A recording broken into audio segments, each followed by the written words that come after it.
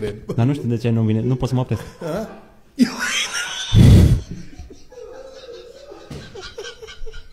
Bă, chemați... Nu pot să mă opresc. Băi, nu mai pot. Băi, nu mai pot. Nu mai pot. Băi, fraților, chema salvarea că nu mai pot. Un nou tic. Asta e un nou tic. Uite. Nu mă pot opri, nu știu de ce.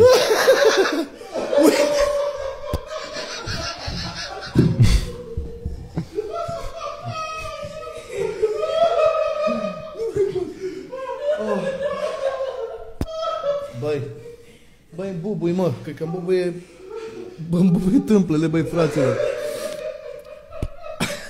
Spune și mie, te rog frumos,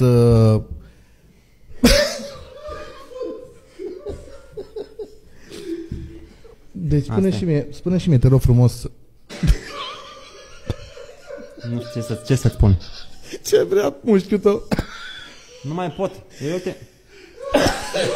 Cu ce pasiune. Ți-am botezat. Cu ce pasiune îți pupi. Ți-am botezat microfonul. Doamne miluiește.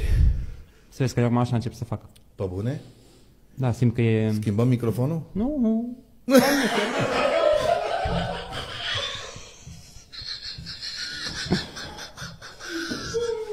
Bă, nu mai mor, bă, mor.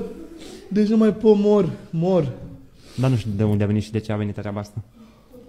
Băi.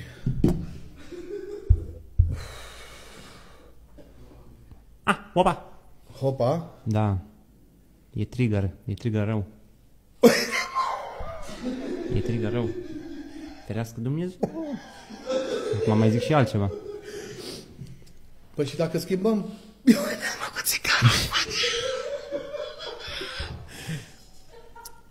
Băi, deci nu mai mă. Chemați-mă salvarea, mă, că nu mai pot.